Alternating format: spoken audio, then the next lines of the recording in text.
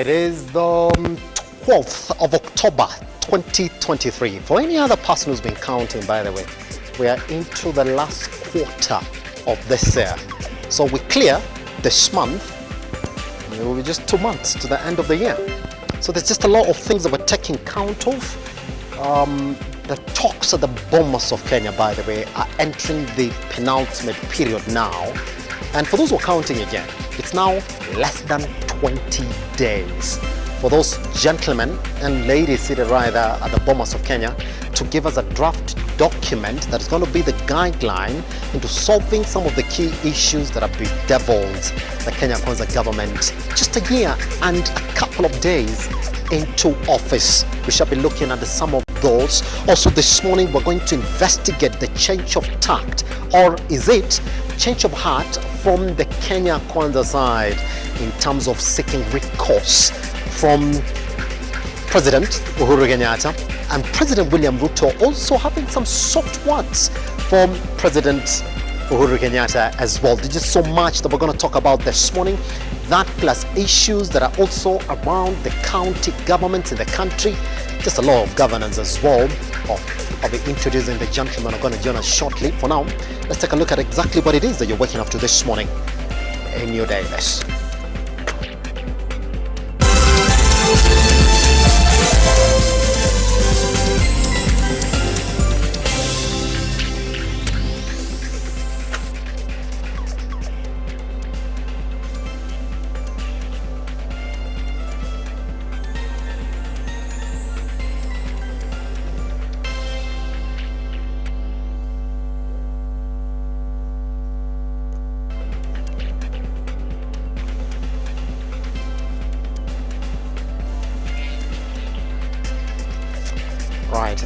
Let's then introduce the Daily Nation this morning. This is the headline: how Palestine-Israel war has divided Africa. And this is what they're saying, whereas the majority of countries on the continent have not commented on the ongoing conflict. 4 have expressed their support for the Israelis, while 8 have declared solidarity with the Palestinians.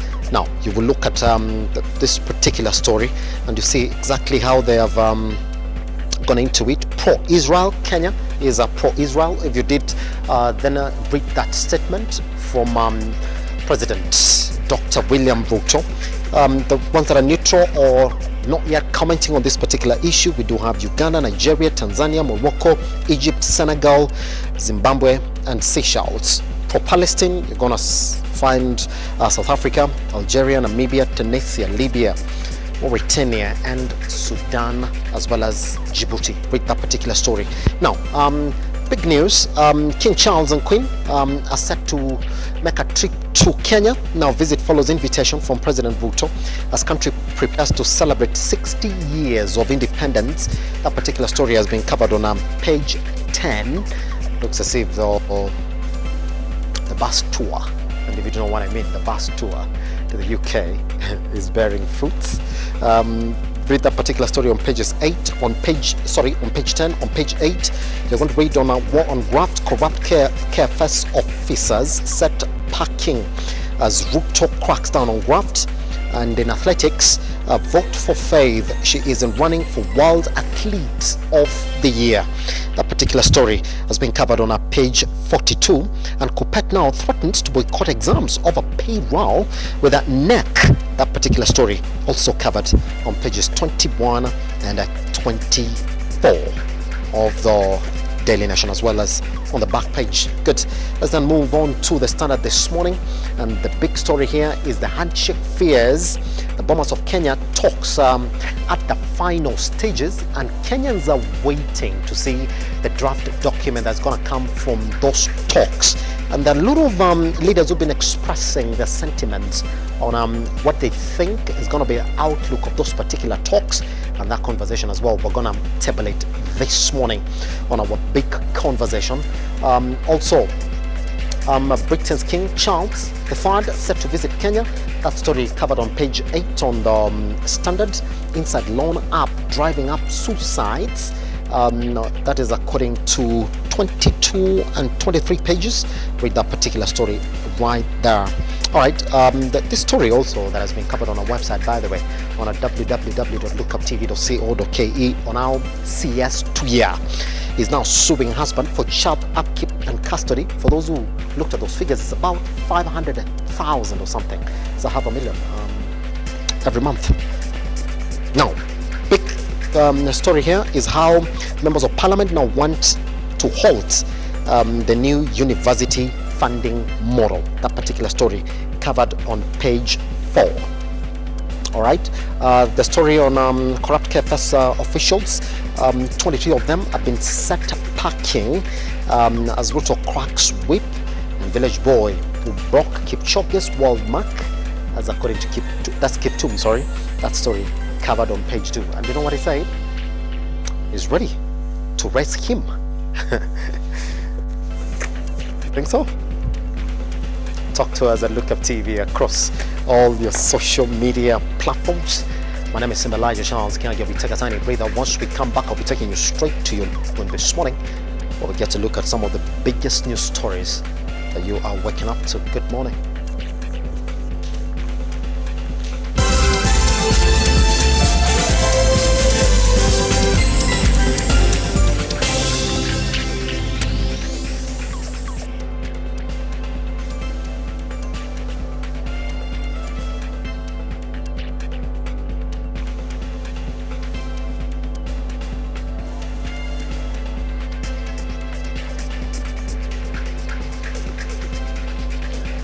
All right, welcome back. Now, religious leaders have highly condemned the ongoing war between Israel and Hamas that has claimed the lives of over 1,000 people, asking Kenyans to continue praying for the two states. That's how we opened this morning. May there be peace.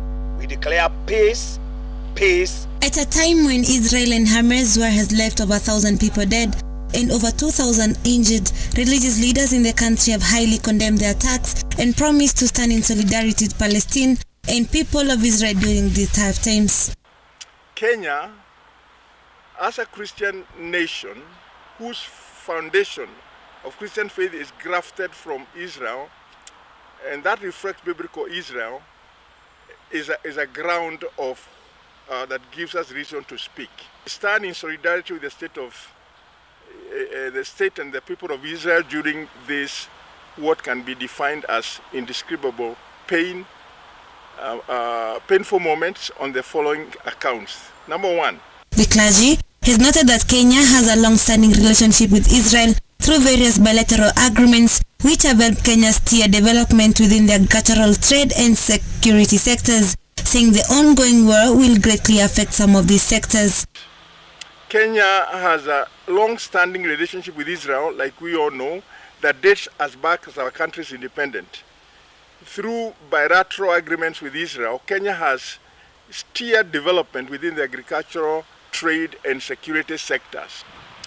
We are deeply saddened by the fact that the prevailing situation continues to resort into murder and what can be defined as unfathomable pain and suffering experienced by the Israeli civilians, especially by women and children, and of course the massive destruction of properties. The leaders are now calling Kenyans to stop indulging in atheism witnessed in various media platforms and instead pray for the states at war. Noted with deep concern the growing incidents of anti-Semitism in various media.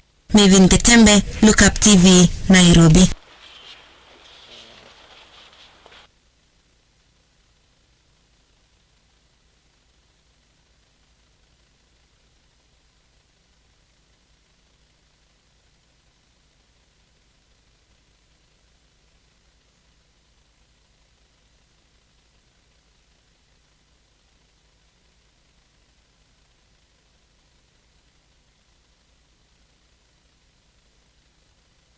Pads, better education and equal opportunities are some of the things that have been cited as challenges still affecting the girl child.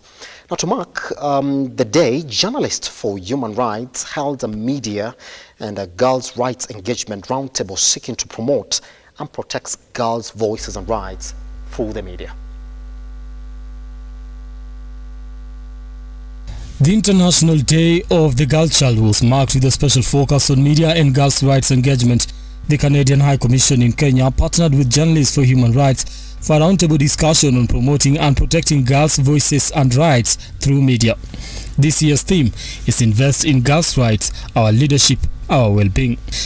We must also challenge social norms and gender stereotypes that limit opportunities for women and girls and restrict men and boys to specific roles.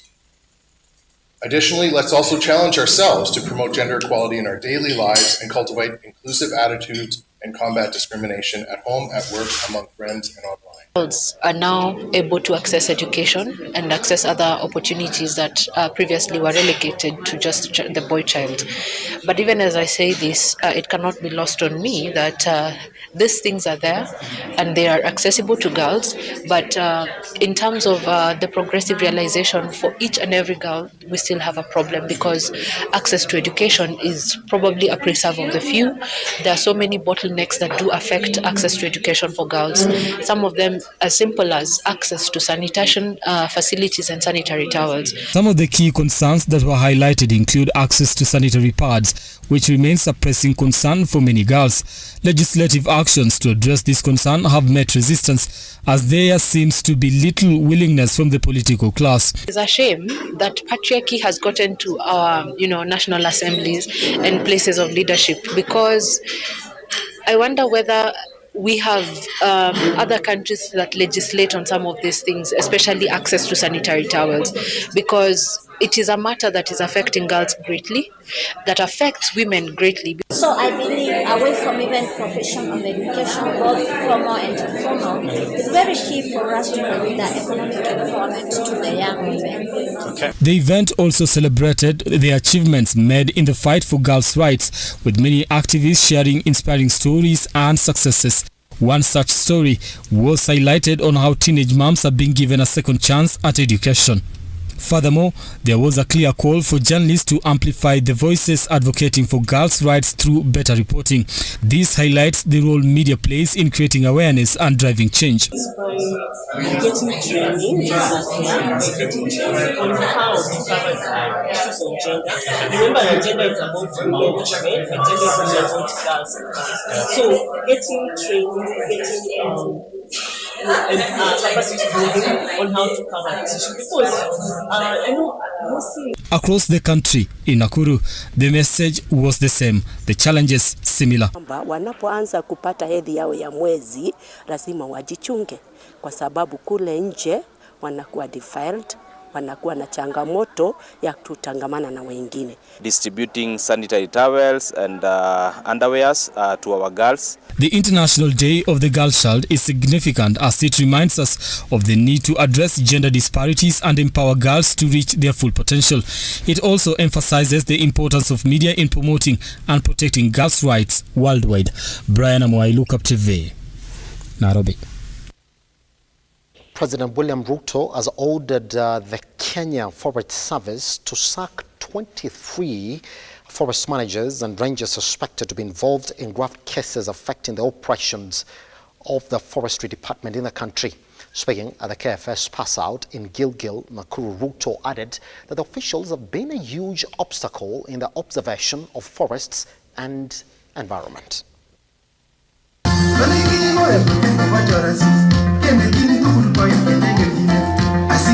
In efforts to curb corruption in different sectors, President William RUTO ordered for dismissal of 23 forest managers and rangers suspected to be involved in graft cases and destruction of forests.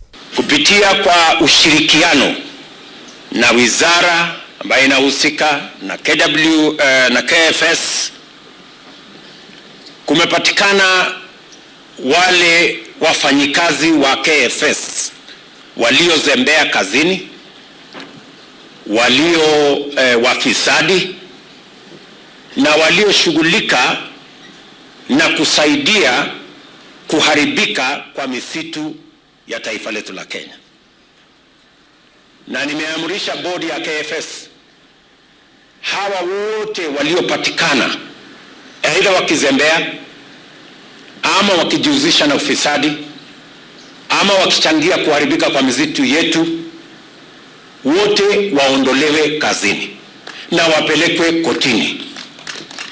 Presiding over the Kenya Forest Service pass-out parade at Gilgil, Nakuru County, RUTO maintained that his government is committed to eliminating fraud in the forest conservation efforts. We will not allow the few people engaged in criminal activity to deny us the opportunity to exploit our commercial forests, our forest assets for the growth of our country and the growth of our economy and the creation of jobs for our young people. We will deal firmly with them. We will be decisive. President William Ruto called on the graduates to ensure sustainable management and conservation of environment. You have a huge responsibility on your shoulders, but I am confident that the training that you have received in this institution and your personal selection into this great army of forest rangers is merited, and therefore I have the highest expectation from you. John Matava, Lookuptv, Nairobi.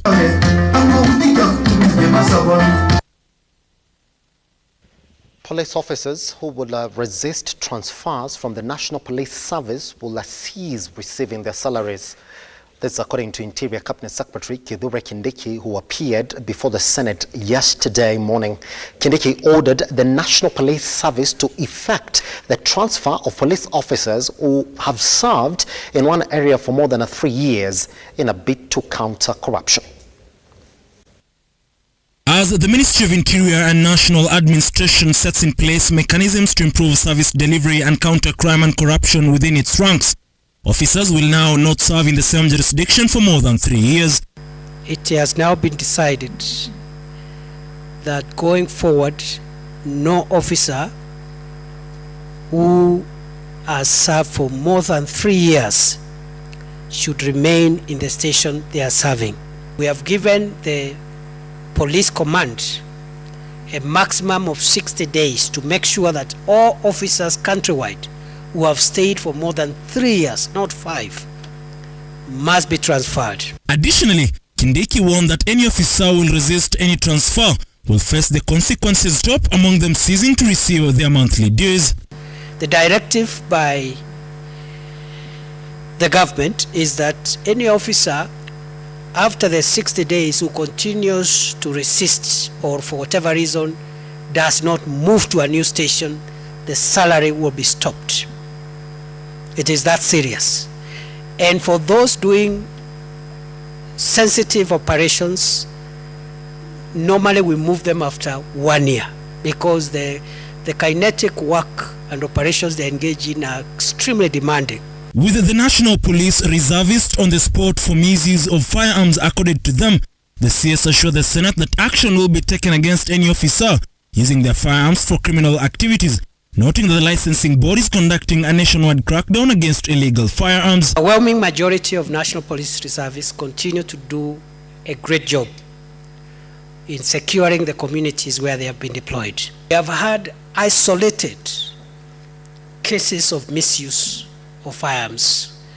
They are few, but the damage is devastating. We've had like 2-3 cases, and we have made it clear that when NPRs misuse firearms, we shall disarm them immediately and prosecute them. We have already taken measures on 2 cases, actually 3 cases, 1 in Samburu and 2 in Elgeyo Marakwet. With the senators lamenting over young uniformed officers being sent to danger zones, Kindiki was of a different opinion, insisting that officers are sent on different duties in accordance with their training as opposed to their age. It's not about age of the officer. It is the training of the officer that determines the deployment. Because you can have a very experienced officer but has no exposure, has no training to handle sophisticated crime. So the age of the officer should not be the problem. You can have a 27-year-old, but they were recruited very early after Kiganjo or APTC and taken to serious counter-terrorism training. Ian Keitani, Lookuptv.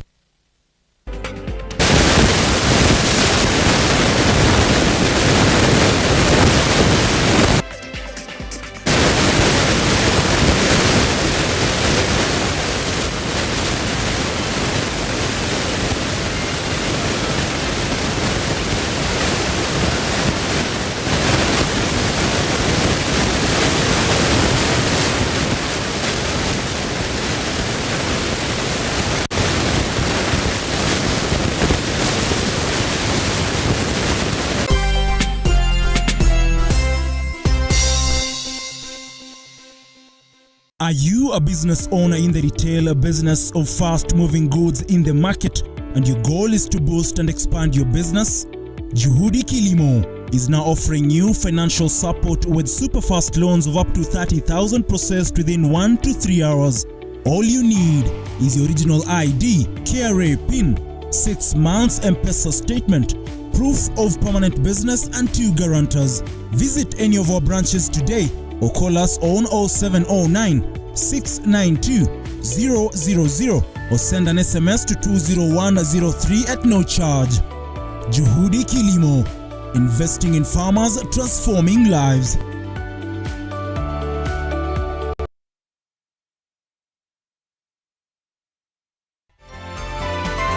Infinity Industrial Park is one of the largest private industrial parks located along Eastern Bypass, Nairobi, which provides modern infrastructure for smooth operations for industries and business enterprises. Infinity Industrial Park offers world-class amenities and facilities with wide roads, a police station, a power substation, fire station, public transport stage, hospital, and shopping mall. In addition, Infinity Industrial Park also offers CCTV cameras, 24-hour private armed security patrol, sewer, water, fiber optic cable, and 3-phase power connection, added to public utility, canteen, and dining areas. Sail on the golden opportunity to invest in Infinity Industrial Park fully serviced warehouses at a special price of 3,569 Kenyan shillings per square foot. For more inquiries, visit our website infinityindustrialpark.com.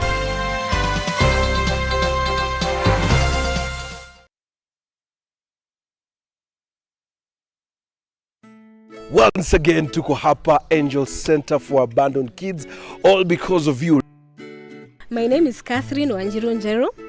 I am the admin, Angel Center for Abandoned Children. Our founder is Wamaitha Mwangi. We currently have 64 children, 32 going to school, and among those 32, 2 are special children, and we are left at the home with 32. Now the toddlers and the infants. To the RUTO Foundation, thank you so much for remembering us. Guy, we lack words. We lack words. We don't know what to say. Thank you for remembering us. You made a promise and you have delivered. And may God bless you. To my fellow Kenyans, as usual, cheza loto, sio ndoto. Angel Center tumeshinda loto. Every time you play Lotto, 25% goes to the RUTO Foundation, which supports our fellow Kenyans through various causes. Thank you for your help. Together, we are changing lives.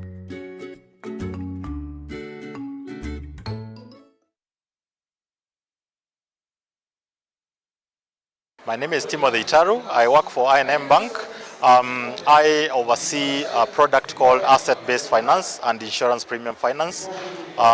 Basically, these are products which are very tailor-made to enable customers ease their cash flows when they are either acquiring mobile assets or when they are actually financing their premiums.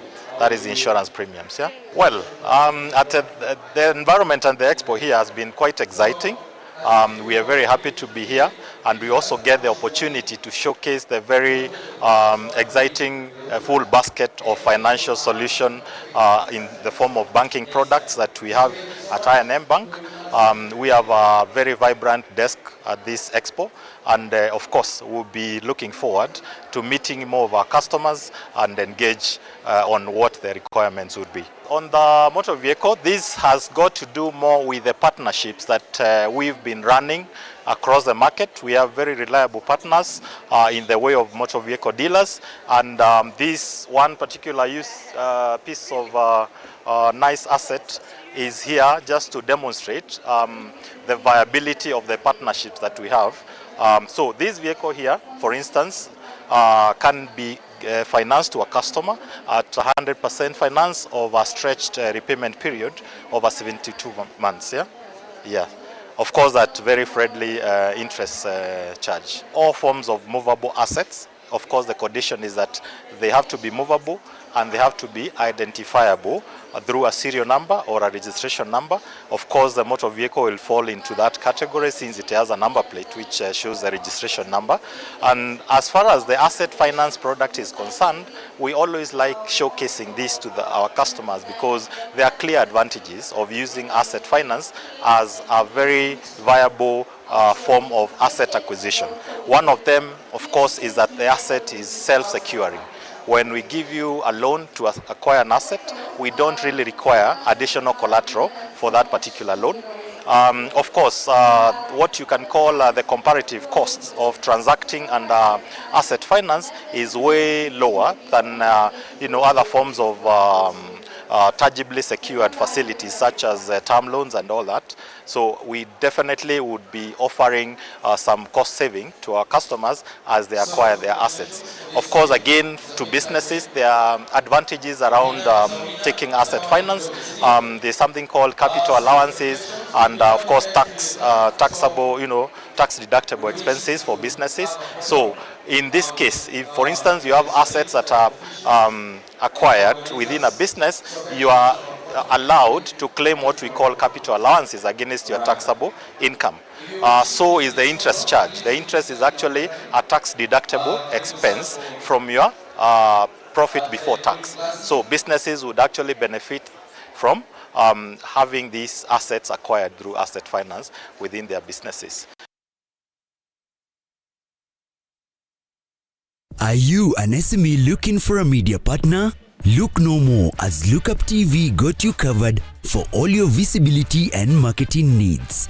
We at Lookuptv understand your business needs and want to work with you on your marketing journey, giving you solutions that will take you to the next level. Call us today on 0707 572 358 or send an email to sales@lookuptv.co.ke and kickstart this amazing journey. Welcome to Lookuptv, your official SME media partner.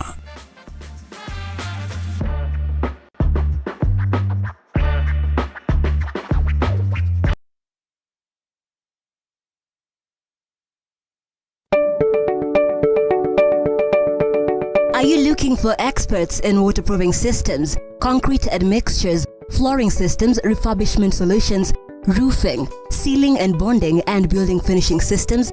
Look no more, as Simba Kiage got you covered. With over 113 years of experience, we offer our customers a comprehensive one-stop shop experience and the best technical support. Our products are available in all leading hardware stores and building merchants across the country. Call us today on 0711 140 232 or 0786 140 834 or email us on sales@ke.sika.com. Simba Kiage, building trust.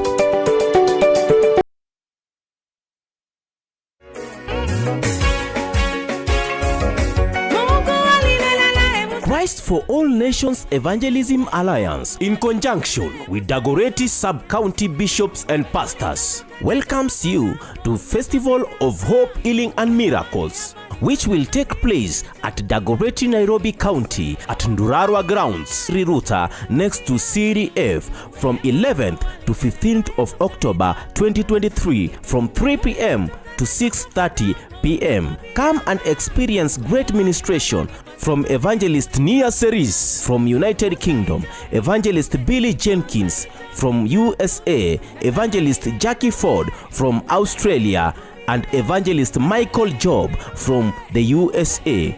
And our guest artist will be Anastasia Mukabwa.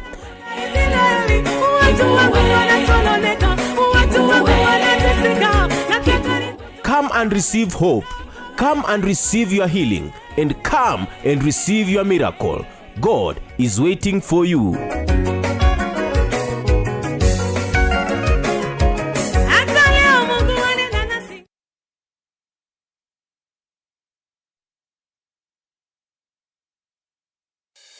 Introducing the Kenya Trade Fair Fusion Sales Drive event in the heart of Nairobi at the Kenya National Archives. It's not just an event, it's sales generation with a remarkable return on investment. Get ready to let your booth do the talking as you study new market trends with lots of entertainment featuring traditional live bands, DJs, and artists. For vendor registration, call 0724-715-334 or 0713-907-584 or 0723-861-173. We got good news for you. You have the opportunity to win up to 100,000 shillings cash money from Kuza Bees. It's easy to participate. Just open M-Pesa, Lipa na M-Pesa, account number 825454, account name right, Lookuptv, then deposit 99 shillings only. Remember, the more you participate, the more the chances of winning. Hurry now and be one of the winners of the Daily Cash Awards. This game is BCLB licensed and is not open to persons under the age of 18 years. Play responsibly.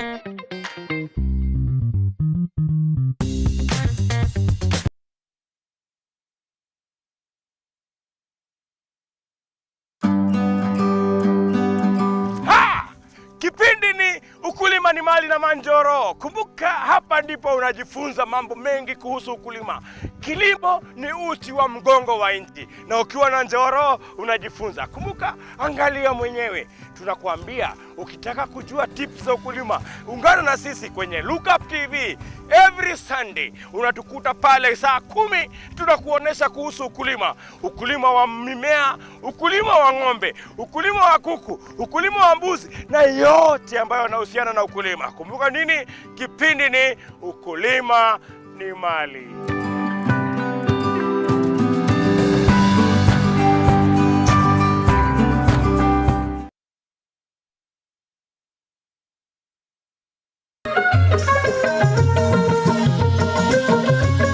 Karibu mtazamaji kwenye kipindi cha jamii na itikadi.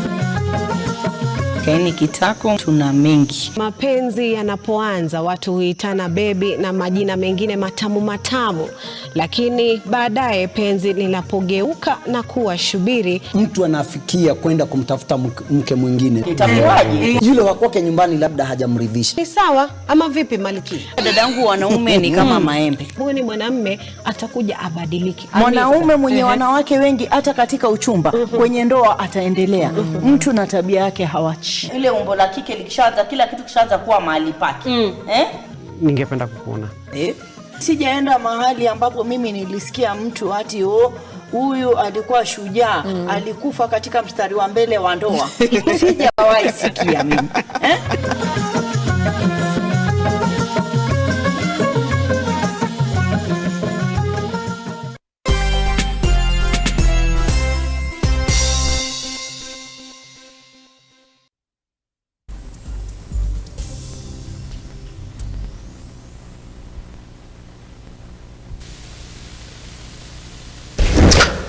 All right, welcome back to the Morning Drift. My name is Simba Kiage. Thank you very much for sticking around. We do have a jump-packed session to follow next. It's a time when we're looking at exactly what is happening in the country in as regards the economy and political economy. And now, for those who are not aware then, it is just but less than 20 days for that team at the Bomas of Kenya to give Kenyans a draft document that's going to lead us into understanding how the government is going to respond to a couple of issues that they themselves raised and the opposition raised. But a lot of people have been talking about what has been going on in the government as we wait for that draft document to come by. Now, you do know very well that indeed there was a surprise move from the president again to reshuffle his cabinet. That is already done and dusted. We're waiting for those handover ceremonies to take place, Moses Kuria being the one next in line to hand over the Ministry of Trade.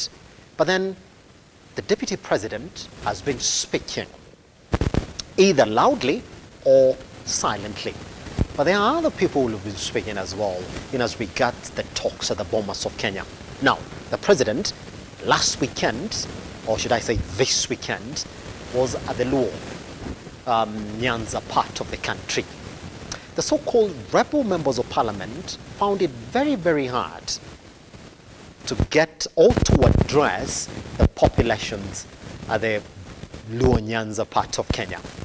Critics said it's a complete failure because indeed, when the president was there, it was a time for them to convince all those in the Lake region that indeed they were ready to work with the president.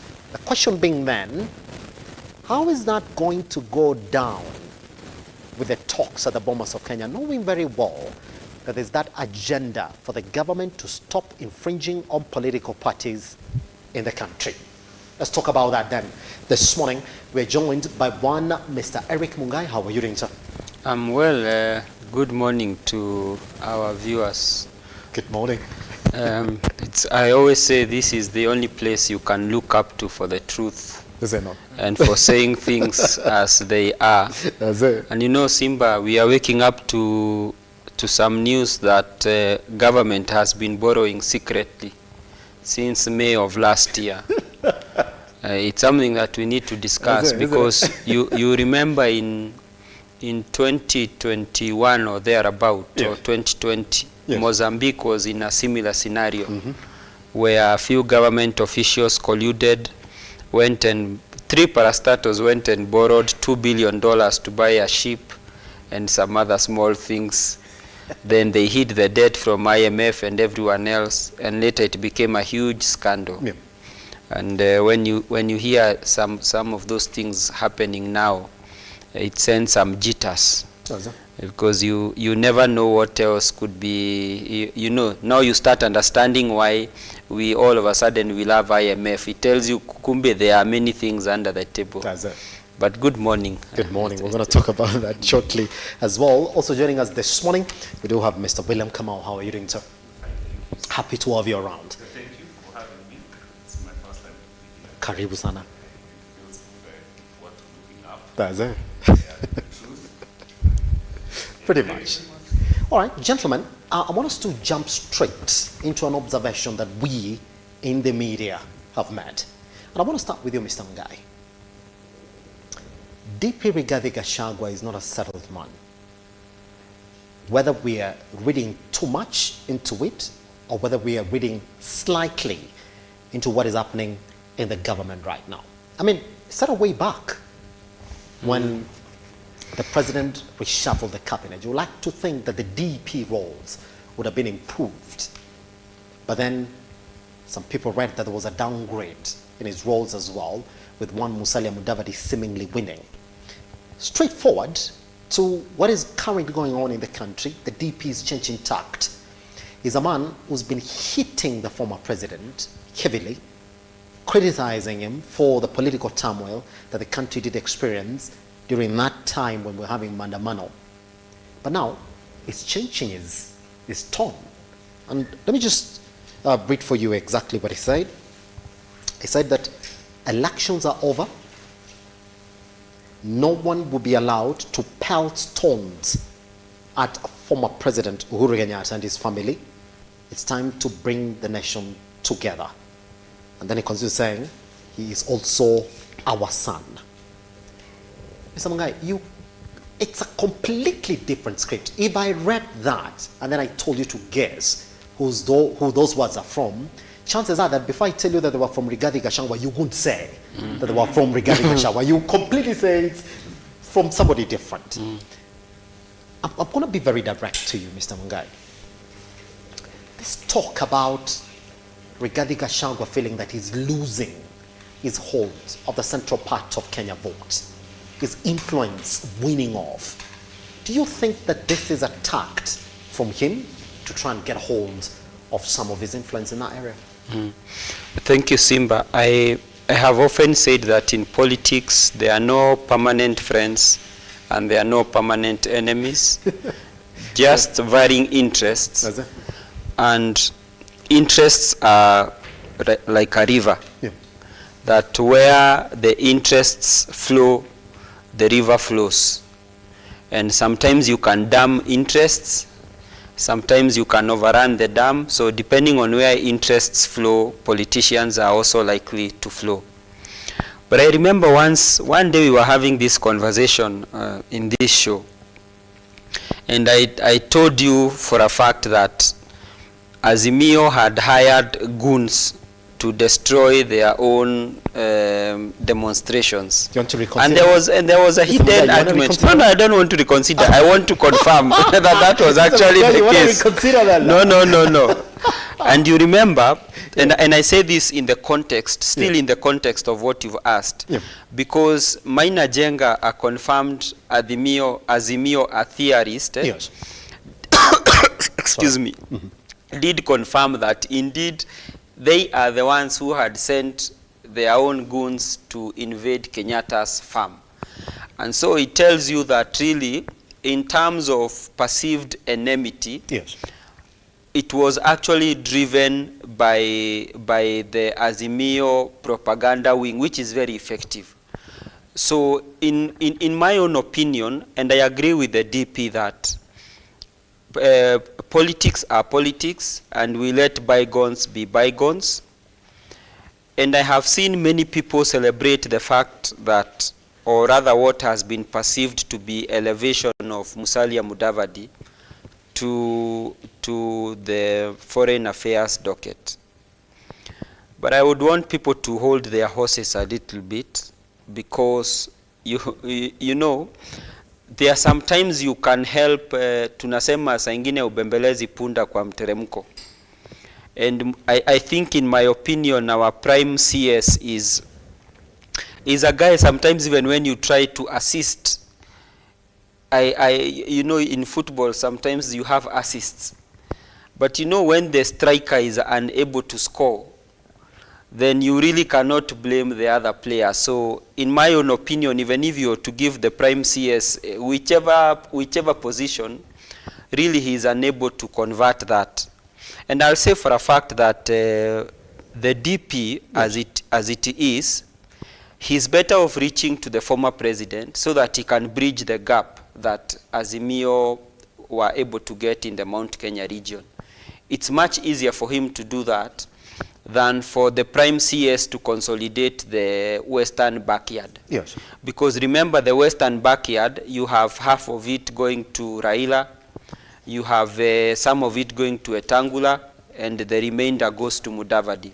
So even in terms of really 2027 or beyond politics, it's actually easier for the DP to consolidate his backyard than for the prime CS to consolidate his backyard. In fact, if you ask me right now in terms of that context of politics, my own observation would be, if I were Kalonzo Musyoka right now, I would appear in State House Loans or in Harambee House doing a handshake with RUTO. Because then that's a much better gamble politically than trying to elevate our prime CS. But that's my opinion, and of course nothing excites the newsmakers as a brow that might raise a bit of dust. But I think these divergence or perceived divergence between the DP and the president is phantom fantasies, building castles in the air. I believe the president, the deputy president is wiser, having observed the relationship between the former president and his deputy. I think he's a bit wiser. He knows what could go wrong if it goes wrong. Even if there was a rift I think he would be a very careful man to mend that rift. Because you know, when government fails at the top, then everyone else who's not aligned to the presidency tends to suffer. So whether you are in a parastatal, whether you are in another government agency, if your man at the helm suffers political consequences, those consequences tend to flow. And I think the DP does not want that to happen, at least for now. But always, as we say in politics, is about interest. If interests change, then the political direction is going to change. That's it. Pretty much. Mr. Mugai, I'll be coming back to you on that, because now that's where the conversation begins. Because we do know the talks at the Bomas of Kenya are essentially entering the last stage before that document is tabled at the National House. And one man who's been against those talks, seemingly, is reading too much into the eventuality of those talks. Mr. Kamau, I want you to weigh in on this. Just like we started, if you listen to the change of language from Rigathi Gachagua, essentially when it comes to talking about Uhuru Kenyatta, it looks like a man who's seen a chance to grab some population in the central part of Kenya now when these bipartisan negotiations are going on at the Bomas of Kenya. Do you think Rigathi Gachagua is acting like a man who knows very well that his position as the kingpin in the central part of the country is under threat? Let's start by asking ourselves, who is a king? Mm-hmm. Who is a king? There is no king without scars. Gachagua has no scars. You like to think so? Yeah, he has no scars to be a king in Kenya. I say this with all due respect, because it's the truth. Yes. Gachagua is a creation. Yes. Come on. Just, I want you to hold on just a little bit. I'm getting informed that your mic has a little problem. And I don't know if you can then engage. Dr. Mwangi, how are you doing, sir? Very well, my brother. Let me just move over across to you so that we can actually get to have this conversation properly. I'm going to put the same question that I put to Kamau this morning on these moves that we've seen from Rigathi Gachagua. I told Mungai this morning that if I give you that quote, and I'll give you just a part of that quote, that he is our son and we are going to protect him. If I gave you that quote and I told you to guess who those words are from, you would never, for the life of God, guess that those words will come from a man called Rigathi Gachagua from a couple of weeks ago. Dr. Mwangi, do you think Rigathi Gachagua is acting like a man who needs to hold on to some population by using Uhuru Kenyatta in the central part of Kenya? Now, let's first of all be clear. Yes. That Rigathi Gachagua, the current deputy president, in 2002 was the personal assistant to Uhuru Kenyatta. Yes. They have come a long, long way. Number one. Number two, Rigathi Gachagua is a political scientist. He is a political aware, very much politically aware. And all these people are playing political games. They say, if you see a toad jumping in broad daylight, know that something is after its life. It's about interests. The national dialogue that is going on is going in a certain direction. The recent visit by the president to the Nyanza region, the diplomacy he is doing is kind of changing the game. Yes. So he's changing the game. So what does Rigathi do? He also has to make a move, and that move is to try and ensure that his position remain strong within the government. And how can he strengthen his position? By claiming a share of the vote or the following of Mount Kenya region. As it is, the deputy president and everybody else know there is conversation going on, not only in Kenya, but in Mount Kenya region. A big conversation is going on about the state of things, so that, you know, now 1 year down the line, people can be able to remember some words that Uhuru Kenyatta told them in the Mount Kenya region. And therefore, Rigathi Gachagua is trying to align himself with the crowd so that he can be able to remain afloat in this game that is changing. I think we are yet to see. The game is changing as it is.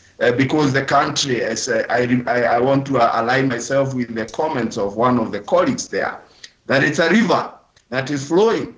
So politics is about interest. The interest of Rigathi Gachagua, he wants to remain strong, and to remain strong, he needs to have some roots. Remember, he really didn't have much roots on the Mount Kenya region. Yes. But he has been working hard, and he's suddenly, just like Paul, like Saul, who suddenly saw the light and became a strong advocate for that which he was vilifying.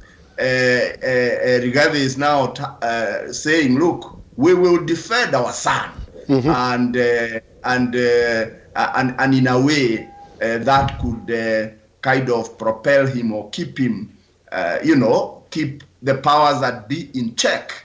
We are yet to see. I think this is just the beginning of a new chess game. Yes, pretty much. Just before I cross over, Dr. Mwangi, take a minute, because I want to cross over to Kamau on the set this morning, so then we start from a common ground. I mean, you say that indeed there's small that we're going to see change in this conversation as we head to 2027. But Rigathi Gachagua is acting like a man who has already seen that change. Dr. Mwangi, he's already seen it. He's telling the president, I do not support those talks that are going on at the Bomas of Kenya. He's addressed him before. And he's telling him, I'm only in it because you're the president. And you said, we gotta be in it. So, if it's not for the talks that are ongoing at the Bomas of Kenya, Dr. Mwangi, and he's saying, well, I got to talk to Uhuru Kenyatta now. What change has he seen? What is it that he's seen? Is Rigathi Gachagua not for the talks? Don't you think he's just been posturing? No, he's not. He's not for the talks. Don't you think the game in the Kenya Kwanza government, where you have a section of Mount Kenya leaders who are strong in the Kenya Kwanza government, a section of them is saying, we oppose. The other section is saying, we support, Kimani Ichung'wah, and he's done a pretty good job. Even him, he changed his mind and is in there. But you have Dede Nyoro, you have Rigathi Gachagua saying we don't support the talks. This is a game that is organized from behind. So, in my view, and I want to agree with when the deputy president say, look, we talk with the president. We are together. We are not divided. Of course, from the same Dr. Mwangi, of course, he has to say that. He has to say that. You can't say that we're not together. Don't you believe they are together? No, they are not. No, Dr. Mwangi, they are not.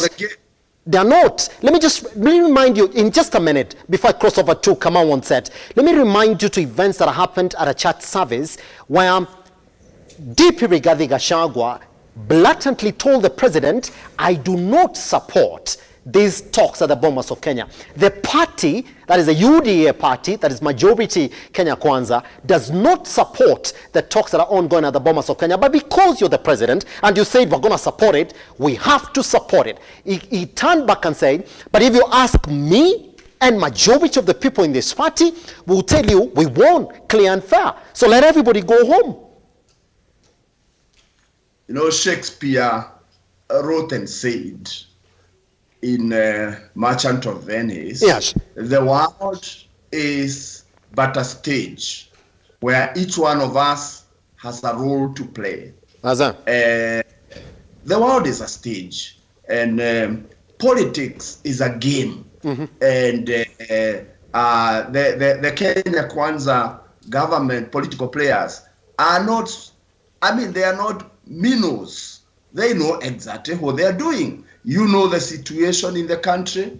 You know that the cost of living continues to be a major issue. You know that the conversation on the ground about the state of things, they have to play some politics to keep the government afloat. Yes. And you can throw a barb here and a barb there, but believe you me, I believe what the deputy president is saying to us, yes, maybe with a tap in the cheek, that you know, the president and I are together. Of course, in a game, even when you are given a role to play, if you are given a role to play, a sad one, you will put a sad face to keep the ball rolling. Some of these are being thrown to us and to the populace as what we call red herring. Yes. Then we start chasing that. You see, right now we are engaged. We are engaged in talking about these things that are going on, so that we are diverted from looking at the real issues that are affecting the nation. So, in my perspective, from where I sit, yes, I think all that we are seeing, we are yet to see more. It's just a game of chess. That's it. All right, come on, let me then come to you. You're at that point where you're saying that you don't think Rigathi Gachagua is a kingpin. Yeah. I don't think Rigathi Gachagua is a kingpin, because a kingpin is someone who leads people to a certain place through a very serious fight and emerging victorious. That was not the case with Gachagua. Gachagua has woken up to the realization that he is a creation of William Ruto. In 2022, William Ruto changed the whole dynamics of politics in this country. That he does not need kingpins to access a region. I am saying that because there is no single leader in Mount Kenya that can be credited to taking the ground of Mount Kenya to William Ruto. Okay?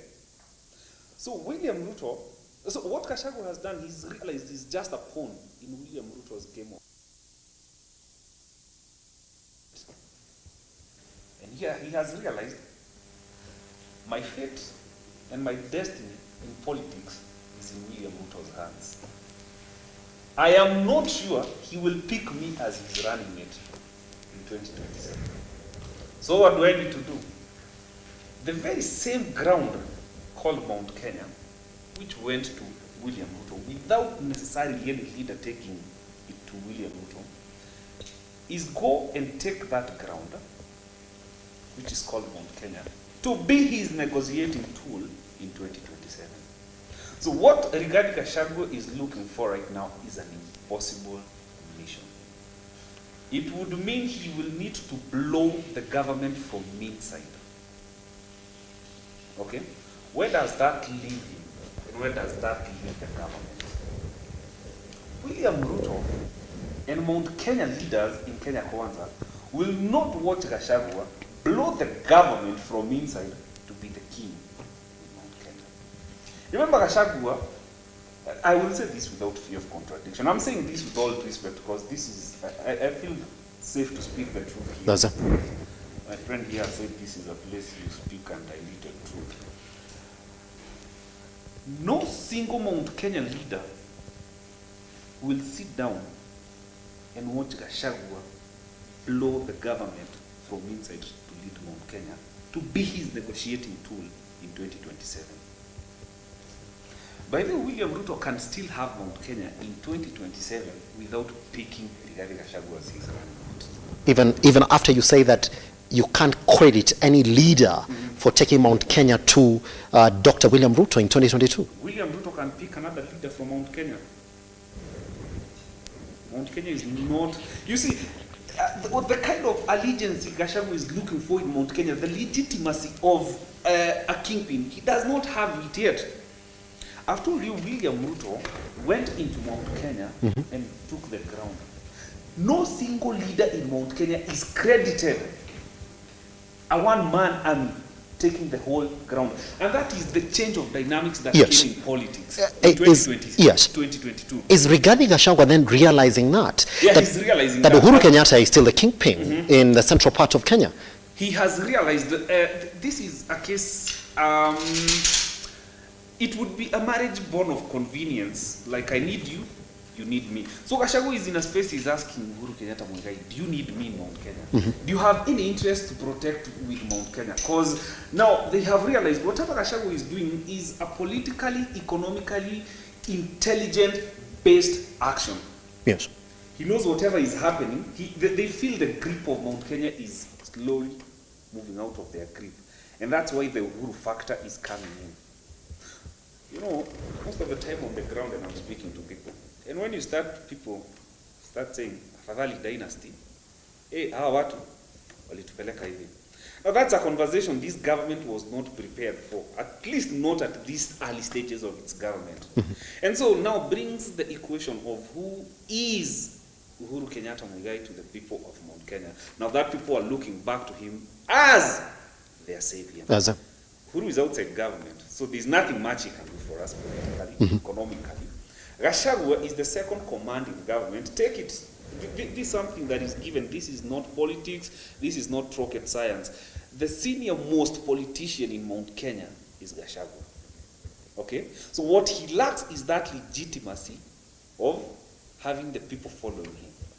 He knows this for a fact, that if William Ruto drops him in 2027, and picks, let's say, Moses Kuria as his running mate, Ndindi Nyoro, he will still capture Mount Kenya. Okay?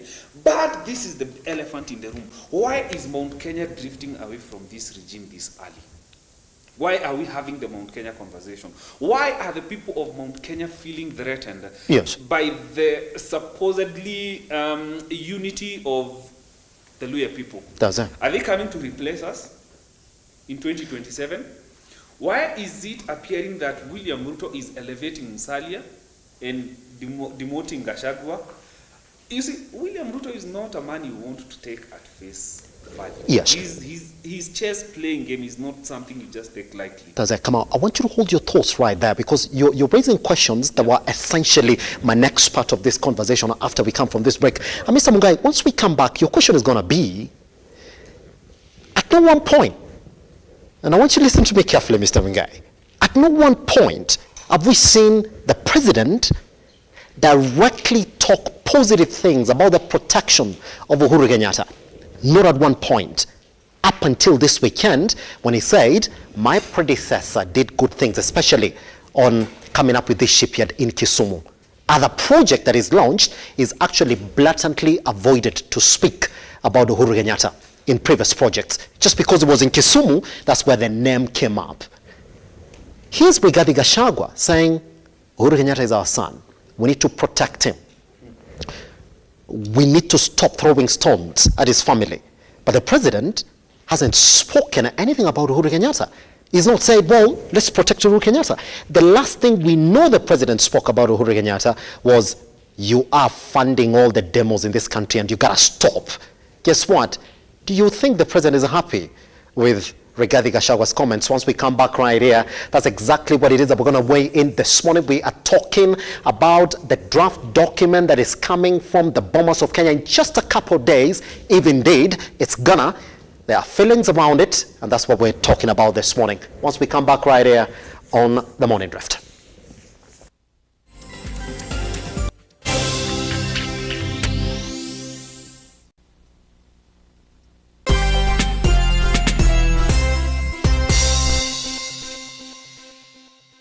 Are you a civil servant and looking for financial breakthrough? You can now apply for the salary check-off loan from Juhudi Kilimo, a solution that is available for salaried employees that have a check-off agreement with Juhudi Kilimo. All you need is 3 months latest payslips, a copy of your national ID, one recent colored passport photo and your KRA PIN. For more information, call us today on 0709 692 000 or send an SMS to 20103 at no charge.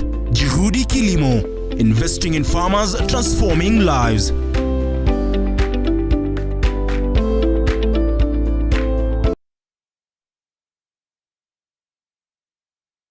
Jamaa jo, mazena inflation jo na hii mafuta venye mepanda jo, mmefika at the right time.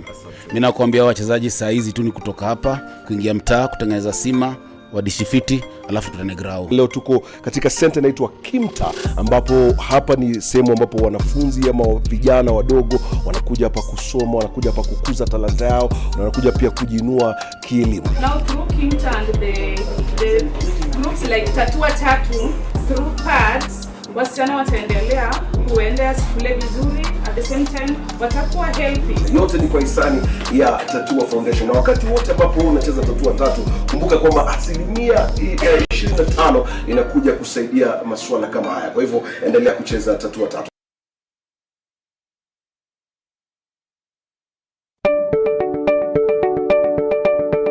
Are you looking for experts in waterproofing systems, concrete admixtures, flooring systems, refurbishment solutions, roofing, sealing and bonding, and building finishing systems? Look no more, as Simba Kiage got you covered. With over 113 years of experience, we offer our customers a comprehensive one-stop shop experience and the best technical support. Our products are available in all leading hardware stores and building merchants across the country. Call us today on 0711 140 232 or 0786 140 834, or email us on sales@ke.sika.com. Simba Kiage. Are you an SME looking for a media partner? Look no more, as Lookuptv got you covered for all your visibility and marketing needs. We at Lookuptv understand your business needs and want to work with you on your marketing journey, giving you solutions that will take you to the next level. Call us today on 0707 572 358 or send an email to sales@lookuptv.co.ke and kickstart this amazing journey. Welcome to Lookuptv, your official SME media partner.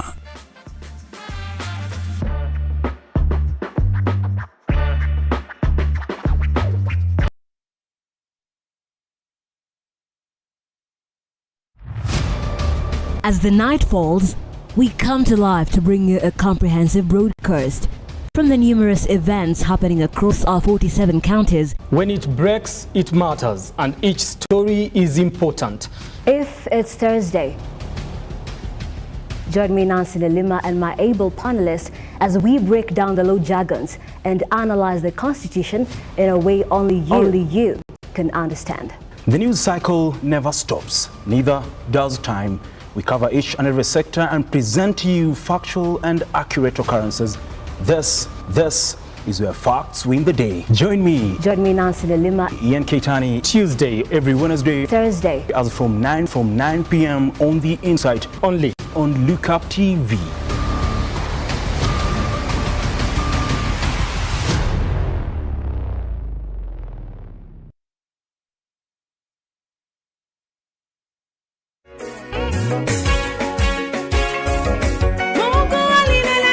Christ for All Nations Evangelism Alliance, in conjunction with Dagoretti Sub-County Bishops and Pastors, welcomes you to Festival of Hope, Healing and Miracles, which will take place at Dagoretti, Nairobi County at Ndurarwa Grounds, Riruta, next to CDF, from 11th to 15th of October 2023 from 3 p.m. to 6:30 p.m. Come and experience great ministration from Evangelist Nia Series from United Kingdom, Evangelist Billy Jenkins from USA, Evangelist Jackie Ford from Australia, and Evangelist Michael Job from the USA. And our guest artist will be Anastasia Mukabwa.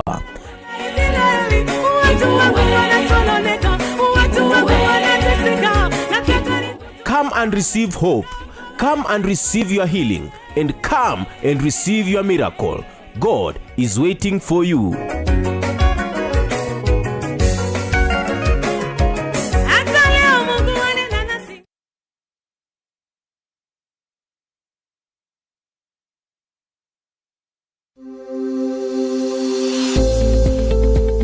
Enjoy a getaway this Mashujaa weekend from as low as 14,000 shillings. Pamper yourself and your loved ones with 10% discount on spa facilities, live kids animators and activities, karaoke Friday and live DJ entertainment. For reservations and inquiries, call 0709 070 000.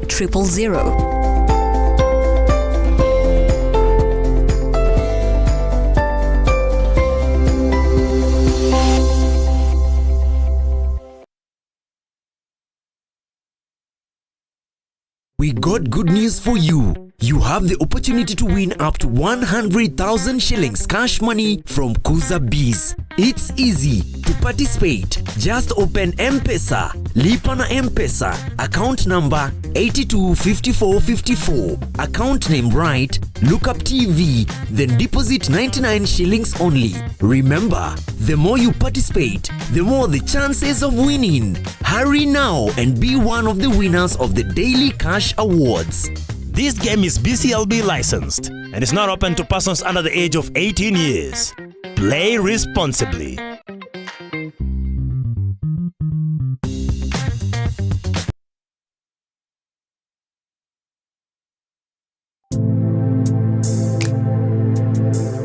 Praise the Lord and Bwana Yesu asifiwe sana. My name is Pastor Josiah. I'm from a ministry called Reconcilers World. God gives strength to the weary. I am, Jesus is speaking. He says, I am the door. Then he says, anyone who enters in through me will be saved. The Lord is my shepherd or shepherd. Then he says, I will always have everything I need. God desires to guide you. He's telling you that this day, don't just trust the Lord, but he's telling you, trust the Lord widely.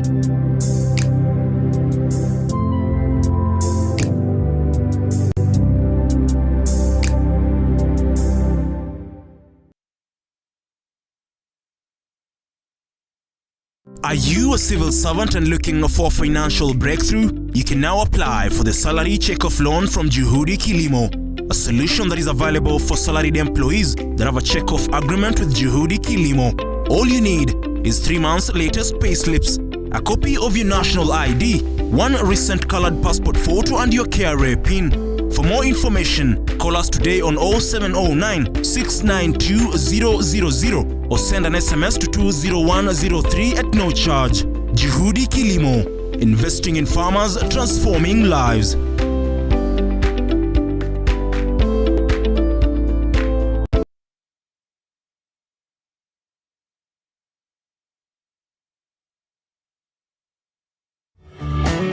Beautiful, wonderful, glorious. We are having the show that we share entitled Shepherd Voice. I'm waiting for you to get me to Kenya. That's what I'm waiting for you.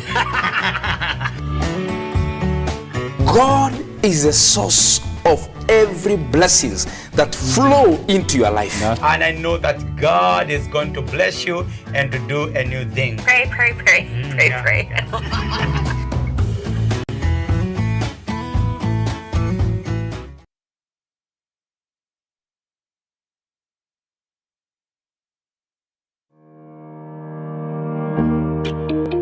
Hi, and welcome to Tujenge Home.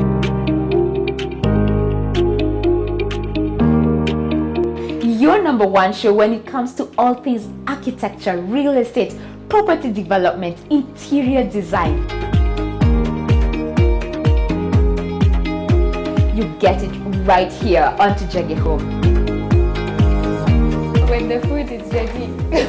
You want to serve them? Dinner is served. Let's go. Let's go.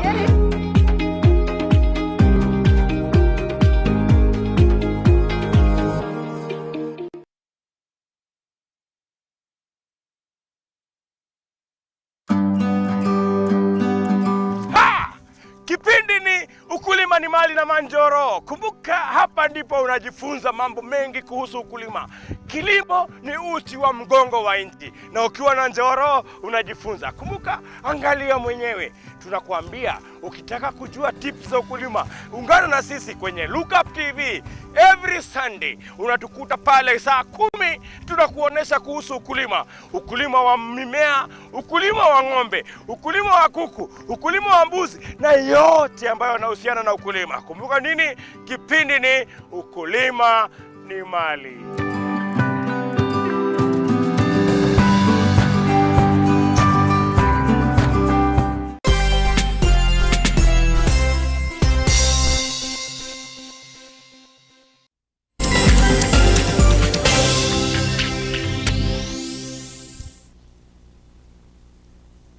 All right, welcome back to the Morning Drift. My name is Simba Kiage. Let's get into the conversation then this morning. Now, Mr. Mgai, just before we went on break, Kamau was clearing his sentiments on why all of a sudden some parts of the central region would feel that they're getting alienated from this government. We're going to get into that. But then my question to you would be this. And when I asked you that at no one point, and there's a trend that one Regalo, who by the way is watching this morning, told me we'll be watching you this morning, say that if you listen to the words of Dr. President William Ruto every other time that is in any other part of this country other than the Luo Nyanza part of the country, it doesn't speak good of the opposition, doesn't speak good of Raila Amolo Odinga, doesn't speak good of Uhuru Kenyatta. Only this weekend is when we sat down and we listened to praises that are coming from one, Dr. President William Ruto, to Uhuru Kenyatta, his predecessor. Good. So, regarding Gachagua, though, has changed tact. He's praising Uhuru Kenyatta, he's saying it needs protection. But the president might not be equally happy with that. Because you're praising him. Why? Now. I always say when you are used to using a hammer, when you see every nail there is a tendency to want to react in the same manner. And I say that when I listened to Kamau this morning, yes, and saying that Rigiji is not the kingpin of Mount Kenya. There is a proclivity of drowning men clutching at straws. Yes, sir. And sometimes we admire chasing smokes and screens. First things first. How easy is it to become a deputy president? Because most people underestimate the man. Now you remember that during the previous constitution, the president could fire the vice president at will. And the president could decide in essence who becomes his vice president. Yes. But we are in a new constitutional dispensation where the deputy president is as valuable as the president in terms of bringing votes to the basket. And you remember, the deputy president has not just arrived at the scene as a novice. You recall that before he became deputy president, or rather when William was seeking for a running mate, there was a choice between very many candidates. One of them was Professor Kindiki, the other one was Madam Anne Waiguru. There were a number of candidates that were being, including even Musalia Mudavadi was a potential candidate for becoming a deputy president. But this is a man who beat everyone else towards in fact, for those of many Kenyans who are following that time, it was very clear that Rigathi Gachagua was not going to make the cut. In fact, if you recall well, it was a foregone conclusion. The media had even been called to announce that time another candidate as the potential running mate. Yes, sir. So the question is, what is this metal that makes Rigathi Gachagua that made him trounce all his opponents to come from being a personal assistant of a former president to becoming the deputy president of Kenya. What is this that all the others could not master that made the man become the deputy president? And therefore what I am saying is we must give it to the man. But I love what you are discussing behind the scenes and saying lightning does not strike the same place twice.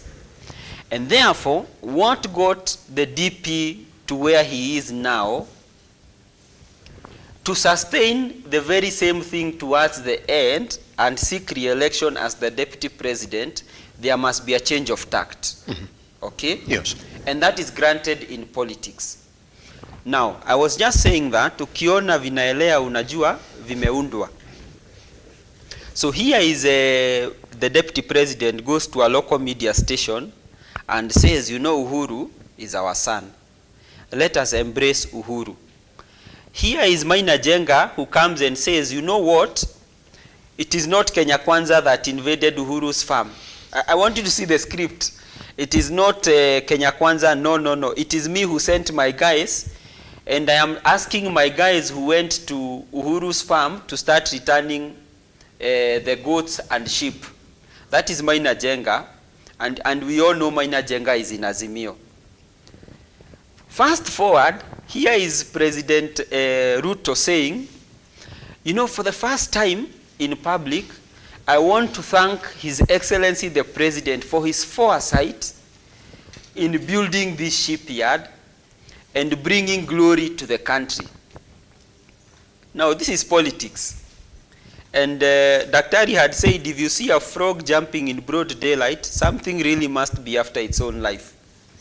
Now, we are in broad daylight, and we have the big men, and we are also having others who are supporters absolving themselves from mistakes that might have happened. What does that tell you? That tells you there is a script that is being rolled out, pole pole, and that script, in my opinion, is meant to consolidate the Mount Kenya backyard. And as we said when we were starting, politics is about interest. And I dare say here that when the interests are very compelling, regardless of how we feel or regardless of how we think, it is possible for Uhuru Kenyatta to come into the fold. And I'll give you a last example. When we came out of 2007 post-election violence, something united Uhuru and RUTO, yes, which was ICC.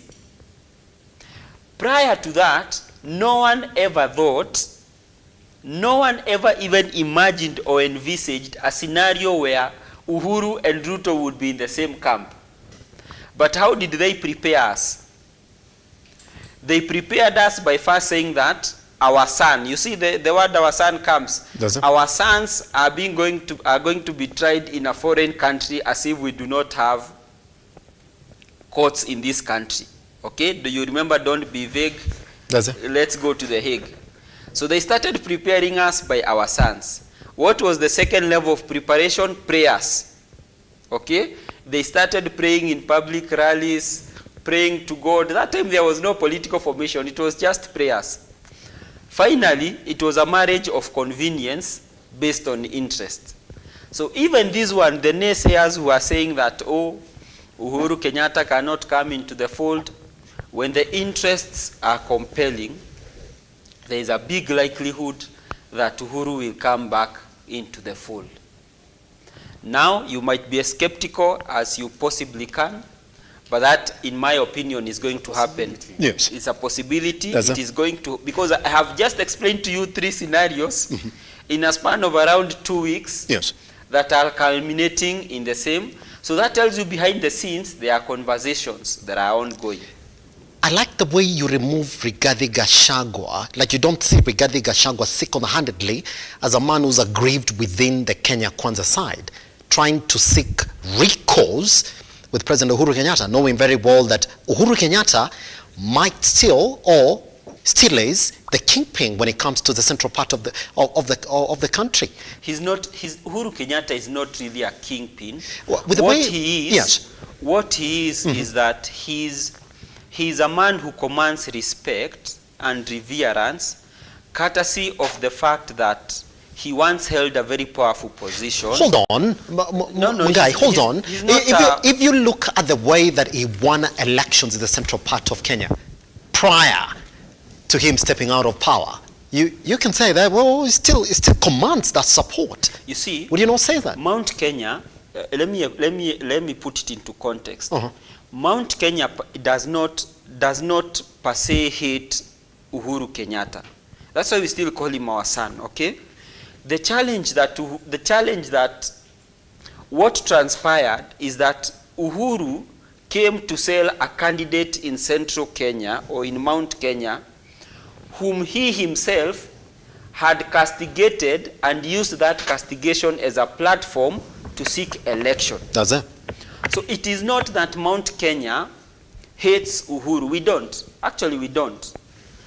But there is an understanding that politically, as we speak now, the highest man at the helm of government is the DP Rigathi Gachagua. Between now, the DP Rigathi Gachagua and Uhuru Kenyatta, who's seen as the senior politician within Mount Kenya, Mr. Mungai? But seniority must be put into context. Okay? Now, I told you politics is about interest. Yes. Now, the question is this. Let's talk about interest, for instance. Let's talk about coffee. If we coffee growers want our coffee issues addressed, who are we likely to channel those issues to negotiate on our behalf? The answer is the Deputy President. Why? He holds the instruments of power. He is accessible in terms of negotiation with governments from outside the country. And therefore, in terms of economical and political interests, the man at the helm is definitely the Deputy President. But secondly, you cannot deny it from Uhuru that he still holds seniority in terms of leadership.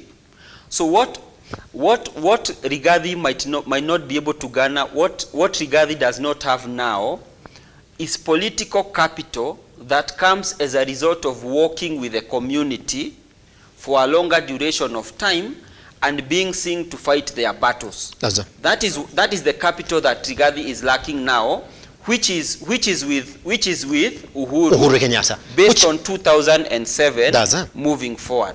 But that is not to mean that the Deputy President right now, as he is, and the position that he holds, will not hold that position in terms of leadership moving forward. That's it. Mr. Mungai, we're coming back to you, and come on, I want you to get ready. Let me just engage Dr. Mwangi on this particular issue. Dr. Mwangi, here's the thing, a clear distinction that Mr. Mungai is making this morning. Mr. Mungai is arguing that, you see, the thing is, this gentleman might be working for the same cause, that he has essentially refused to see Rigathi Gachagua as working independently for his own benefit. He's saying there is a script. But Dr. Mwangi, when you listen to Rigathi Gachagua, he looks like a man who wants to fight for his position. So for us, who are watching from outside, we are saying he is reaching out to Uhuru Kenyatta so that he can muscle some numbers around it. Are you going to take the same route that some guy is taking this morning, saying, well, it's a script. They are all working together.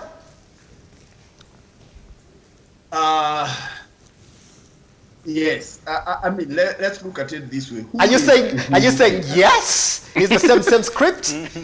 Are you saying he's running away? Who is Uhuru Kenyatta? Yes. Uhuru Kenyatta is the immediate past president of the Republic of Kenya. He was in power as the president for 10 years. Now, who is Rigathi Gachagua? He is the deputy president of the current government that has been in power for only 1 year. Yes.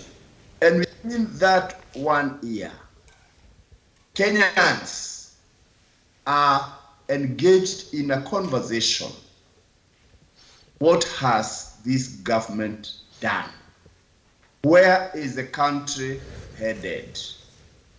And they are now comparing where the country was when Uhuru was president and where the country is headed now. Yes. And who made Rigathi Gachagua and RUTO president of this country? Truth be told, it is the swing vote of Mount Kenya region. And because the people of Mount Kenya region currently are looking into the future and they are seeing a threat to their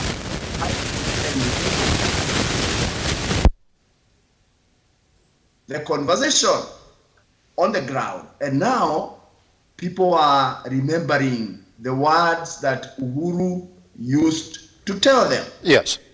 And Rigathi Gachagua, among other Mount Kenya leaders, have joined the rest of the politicians across the country to vilify the handshake, Uhuru and the handshake brother. That is the campaign that torpedoed them to power.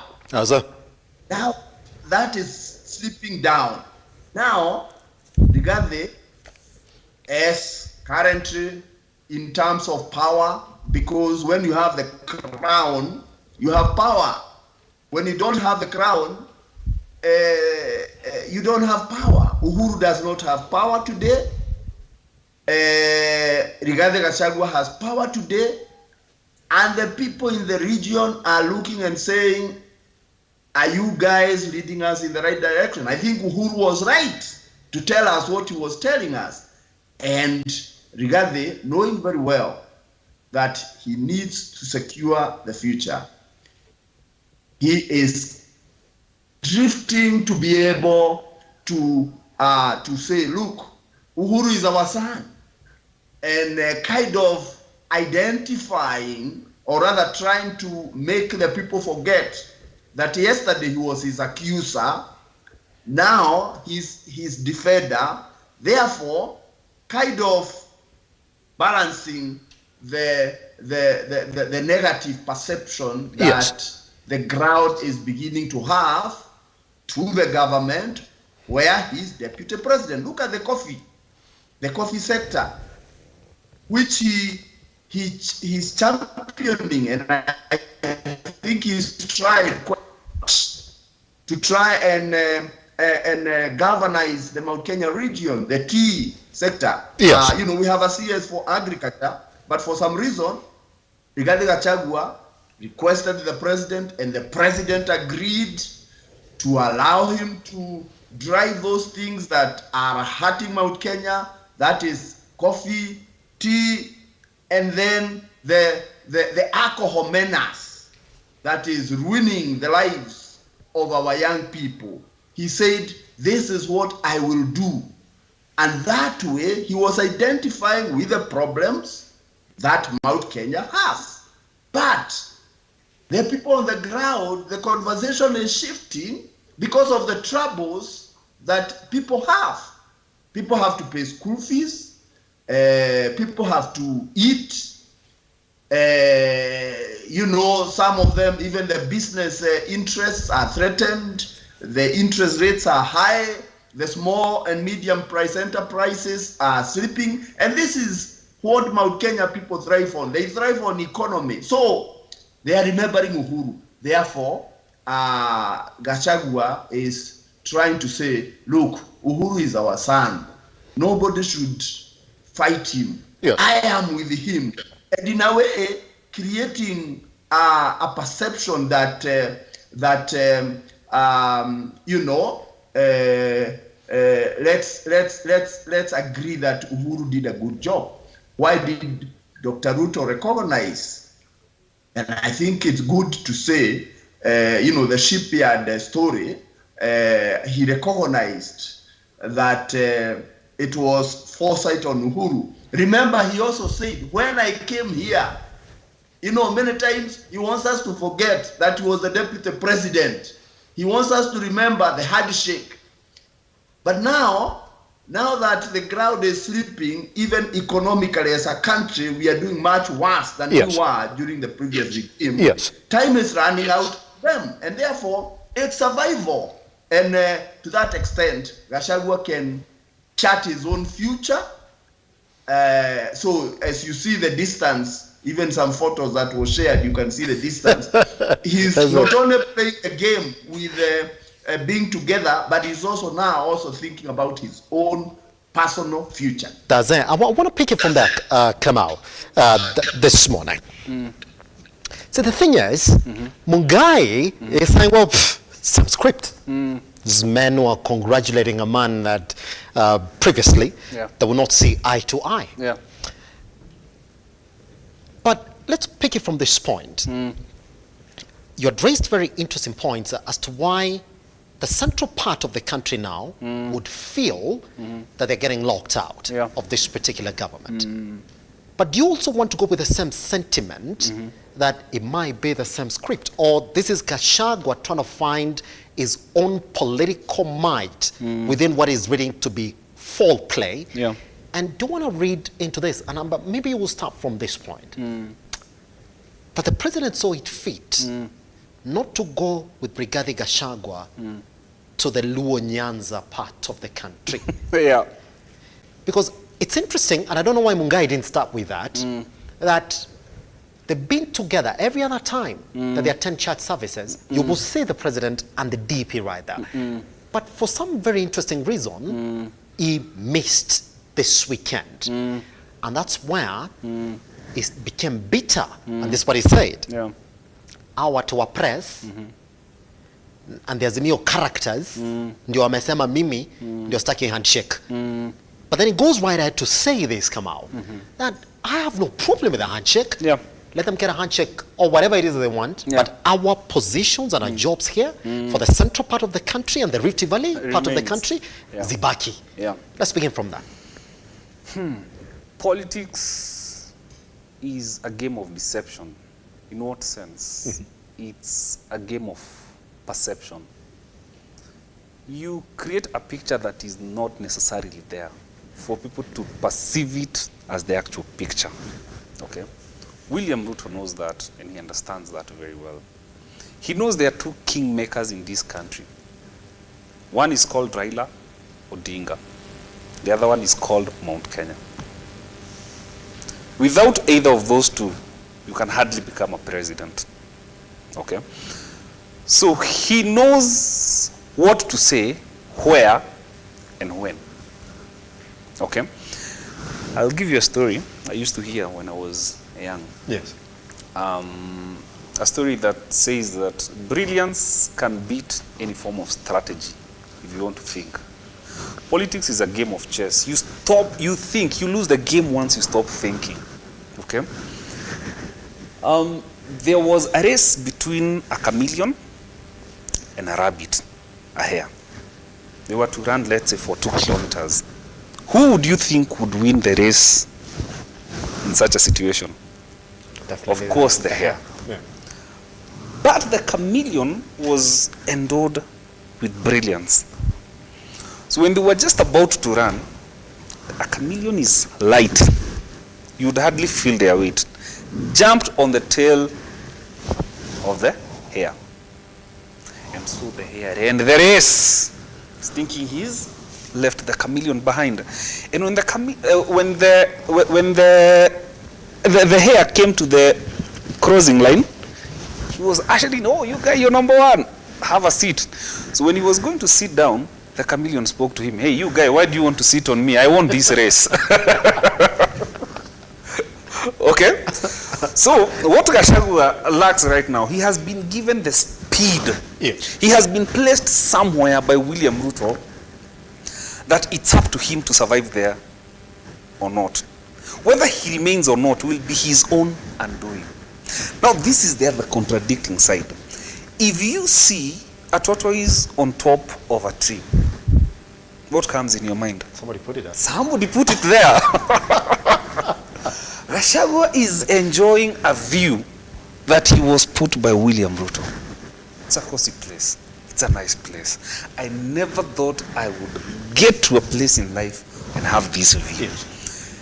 And now William Ruto, a very smart, one of the most brilliant strategists of our time, I will say that without fear doubt, is creating a perception, because with William Ruto, I don't take him at his face value.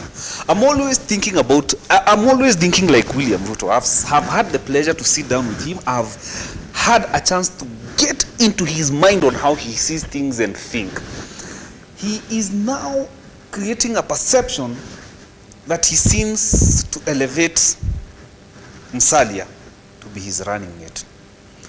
But William Ruto's eyes are in Mount Kenya, because he knows it is going to be a tall order for Raila to say William Ruto tosha in 2027. So he still needs Mount Kenya. But Gachagua knows that lightning does not strike the same place, either for the national government, for him, for anyone. He understands that.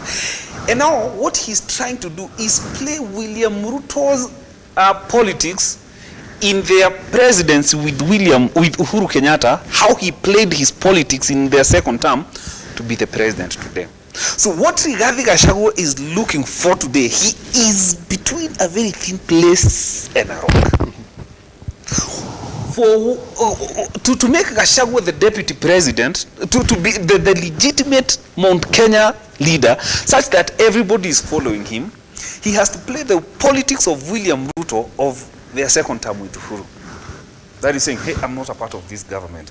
You guys, you see all this mess? I'm not a part of this mess. It's actually said it, isn't it? He said it. In other words, he's even told the president. I do not like the ongoing conversations about most of Kenya. Exactly. I don't like a repeat of the scenario of Uhuru and Raila. I don't like it. And so he started distancing. That says that Rigathi Gachagua was still in his wisdom or whatever. He's not as stupid as you would think. And my worry with Gachagua is, why does he keep portraying that he's not the smartest guy in the room kind of guy? Yet if you look at the moves he's doing right now, he's understood that his political future, the place that he has been elevated by William Ruto, if William Ruto tries to bring him down, he has to bite William Ruto's hand. Leave me up here. I need to survive here. Don't bring me down. Okay? Now, here is the Uhuru factor. In national politics and in Mount Kenya politics, there is an Uhuru factor. At the national level on economy, at the regional level in Mount Kenya, as a fallback plan. Okay? Uhuru is a guy who is coming, where William Ruto is today in his first year, Uhuru has been there 10 years. That's it. He understands some dynamics. He knows how now to play with the economy. Yes. Alone politics. Yes. The economy. Because that's what would make sure that for William Ruto to be re-elected again, he has to change the economy. And if William Ruto finds it becoming a tall order to change the economy, he has to play politics. And so he's also going to have politics playing with him from the other end. And so what Uhuru is doing right now, he's seated somewhere. He knows this guy will need him at one point. Because the conversation on the ground is, take us to Uhuru's 159 shillings a litre for petrol. Take us back there. We don't want it at 120. Take us back where Uhuru left us. Take back our coffee. Take back our tea where Uhuru left it. So the Uhuru factor comes in. Rigathi Gachagua knows in Mount Kenya, he needs the blessings of Uhuru Kenyatta to solidify him as the legitimate kingpin. So Uhuru is in a better position than any other time in the history of his retirement. And he's waiting to see how this thing plays. You see, William Ruto, a man I highly regard in terms of thinking and strategy, knows probably who would be the next president after him.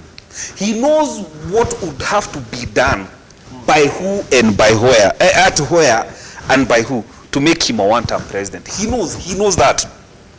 And he's making sure that nobody thinks towards that direction. Yes. Nobody sees that picture. And that's William Ruto for you. One of the best things about William Ruto, because I keep saying he ran a very successful wave that he defied the gravity of politics to the extent of calling his presidency a miracle-like presidency. But it is an engineered wave. And he understands that he had 2 or 3 waves that he brought. He created 2 constituencies that nobody could credit to saying this is the man who created this. He had the church. The church is a constituency he was able to unite. The other one is the hustler nation. These are the people who matter when it comes to voting. He spoke their language. Okay? He spoke to their heart, and he got their mind as a gift for speaking to their heart. Pretty much. Okay? Yes. And so wherever William Ruto knows, he knows going to Western Kenya, because remember, the only way to try and unite the people of Mulembe Nation is to woo them with the deputy president position in hope that they will take the presidency after him. But how many deputy presidents have the Mulembe Nation have had before? Did that unite the Mulembe Nation? Is William Ruto going to be the first man to unite there? I don't think he needs to waste his energy on what others tried and failed. But again, William Ruto is a risk taker. He runs his race like everything depends on his, he's a risk taker. So he knows he might try to unite the Mulembe. He's trying to imagine he can be the first successful president to unite those guys. But again, he knows it's a tall order. These guys have had deputy presidents before. They never united. So he knows Mount Kenya is still the person. He brought in a very important factor of someone like Kindiki. Sometimes you set a person to fail, like Gachagua. William Ruto, in his brilliancy, says, Kindiki, you're a brilliant man. I don't need you right now. I will set this man called Gachagua for failure. Okay? And that's why you see most of the guys, even in Kenya Kwanza, are distancing themselves from the remarks that Gachagua says. Because politics is about setting someone to fail. It is the only place, it's like law. What you say can be used against you in a court of public opinion. Whatever is fighting Gachagua today is the things he have been saying. And that's why you're perplexed right now that it is Gachagua calling Uhuru Kenyatta Muigai our son. Is that Gachagua? Because that has not been that he has not been speaking like that. What is the change of heart? What has happened? Gachagua knows very well the lightning does not strike the same place, and he needs to fight to survive. Give it to him for his brilliancy. Yes. He can see it. But the question is, does he have what it takes to be the kingpin in Mount Kenya? That's it. I don't know whether Mungai, you're gonna change your view now that it's not the same script that we're watching from, because if you listen to Kamau, he's essentially told you that, look here, it's an independent move. Now let's go on to those talks. Rigathi Gachagua is one man who's been very clear. He's saying, I know what they want. They want a handshake sort of government. It looks as if that's the only thing that's going to come out from those talks. And we say no to that. And so any other person who supports it, you guys are on your own. I was not part of this. Essentially, that's what he said. I mean, why would you read and say it is the same script when a man is telling you, me, I don't support that, to your face? Mungai, not somewhere else. It's to your face. He's telling you, hey, Bana, Mimi, I don't support this. And if you continue then to go right ahead and then do that handshake, you do your own sort of handshake. But the jobs, the positions are reserved for my people. In the shareholding sort of analogy, do not touch it kindly. And he's talking to you, Mungai. And then you say, well, it's a man who's been given the script. I don't think he's been given the script. There's something I admire about the deputy president. Yes. He's a master of deception. Yes. I want to take you back to during the campaign period. Yes. Azimio ran a very successful propaganda against the deputy president, who was then the running mate. In fact, at one time there was a trending hashtag, give him the mic. Because every time the thing is, the perception was every time you give Gachagua the mic, then you set him up to embarrass himself. So that was the narrative then. Yes. And so what happened in earnest is that they fed a lot of propaganda through the mainstream media about Gachagua, to the extent that the propagandists themselves believed in their own propaganda. And so what happened is that if you look at the debate, Azimio typically went to the debate unprepared, because to them, Martha Karua was going to be a walkover to the deputy president. Yes. And the deputy president, who was then the running mate, did not even debunk them. He just went ahead with the wave that, you know, give him the mic, this guy is not brilliant, we will trample him over. He did not care to dispute their narrative. But what happened on the day of the debate is that the man came out guns blazing, and even those of us who were sometimes skeptical of whether we needed this man, we were like, I think there is something in this man that all along we were overlooking. And I said, it is not easy to be a deputy president, and we must take that to the bank. Yes. It is not easy, because if it were easy, that position can only hold one person at a time. And that position is very competitive. Yes. So it tells you there is a method that makes this man that is worth emulating, and that this man has mastered the art of survival. You tell me, how many personal assistants have risen to the post of deputy president? This man has worked with President Moi, you remember, as his DO.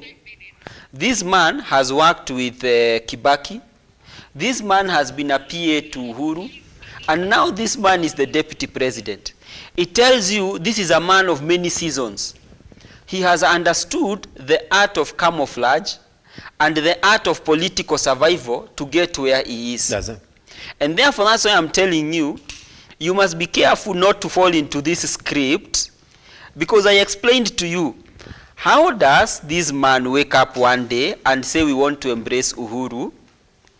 The second day, Maina Jenga wakes up and says, look, we are sorry, it is not Kenya Kwanza who did this, it was us and we are sorry. And then the president says, you know what? The president had a lot of foresight. It tells you that there is a preparation that is happening regarding the 2027 elections. Now, as to whether the deputy president is able to marshal his troops, because he really needs to actually, and I can tell you it's not easy. And it's not easy because there are 3 events that have happened in Mount Kenya in the recent past that even me sometimes when I look at them, I am a bit concerned. There are three events that have nothing to do with the deputy president, but that clearly show that he needs to rally the people behind him. One of them was a launch by a popular musician in Ruiru. The next one was in Keno Muranga during a stadium. And the third one was also in Ruiru. And in all those 3 events, the key rotating factor was Maina Jenga, to an extent that even before the Kenya Kwanza politicians spoke, they had to speak with the intervention of Maina Jenga. Now that should concern any person who wants to be a kingpin, because it tells you that a majority of the young people are being marshaled by someone else, and this is a block that you need to be part of your becoming a kingpin. But that is not to say that the man does not understand times and seasons and what it takes for him not only to remain at the helm, but to also make a stab at the presidency in 2037. How old 2032. How old will be? Dr. Mangi, guess what?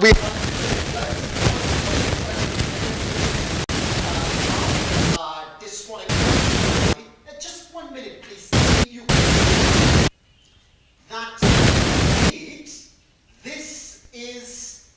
Rigathi Gachagwa's move? See that. And do you think RUTO, if it doesn't pick Rigathi Gachagua for 2020?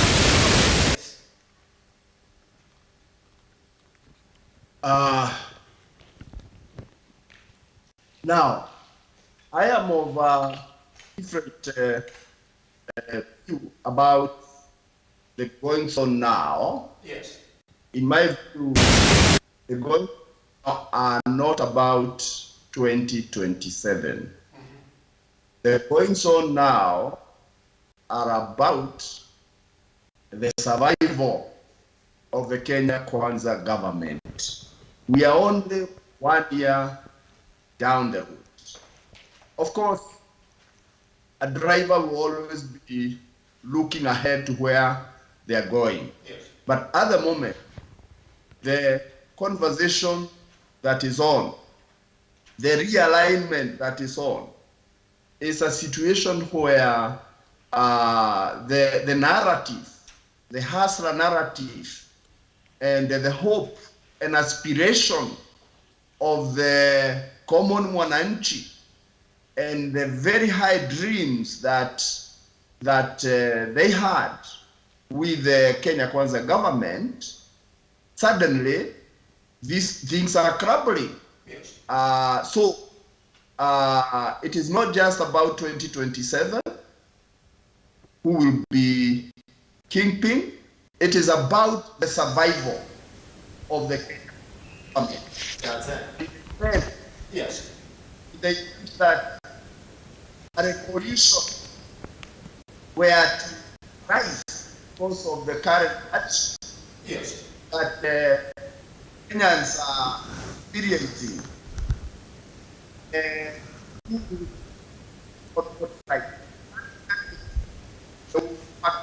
Yes. And people are seeing that their life was better off than they are now.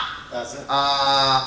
So, everybody is trying to touch on what it is that can make this survive.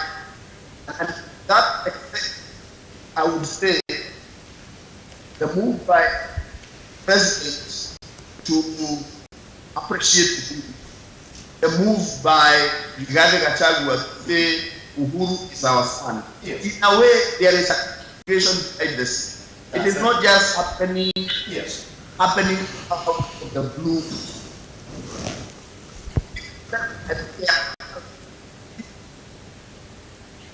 Yes.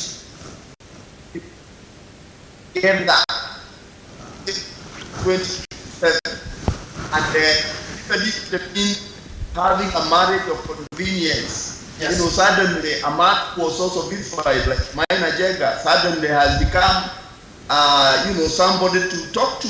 Yes. Because of whatever. So, in my view, I hold the view that the president, the deputy president, and his kitchen cabinet are sit back and saying, how do we fight this? So some of the visions we see in 15 seconds are dead. That's it. But on the one side also, because when everybody goes back to their house, go back to their health, they reflect. On the other hand, Rigathi Gachagua, who by God's grace or whatever means is now the deputy president, is also now whatever means. He writes about it. He thinks yes. So it's a both ways. It's both a concerted effort together for the government to be able to survive through the wave, and on the other hand, Rigathi Gachagua, and by the way, he's a brilliant man. Yes. But I think he likes to play the fool, so that you underestimate him. So on the other hand, on his own saying, he say, I'm not a pushover. Even if you are Musalia Mudavadi or somebody else, I'm not a pushover. You can't get rid of. I am here, and I look forward. That's it. Thank you very much. I do apologize now. But maybe I can say this on our way out. What Kenya is struggling right now, or the leadership up there, is the reality of economy and the deception of politics. One has to win. That's it. Yeah. Pretty much. Just one. We step out over the studio this morning. Once we take a break, I'll be telling you what we're going to talk about next in our next conversation. Thank you very much. Come on, Eric, Dr. Wangi. Always a pleasure to talk to you, gentlemen. Come on, you gotta come back, huh? Yeah. Have a look. Yeah. We need to. Yeah. We take a tiny break, and once we come back, let's talk about real estate sector in the country. I'll be telling you about the future. Let's take this once we come back.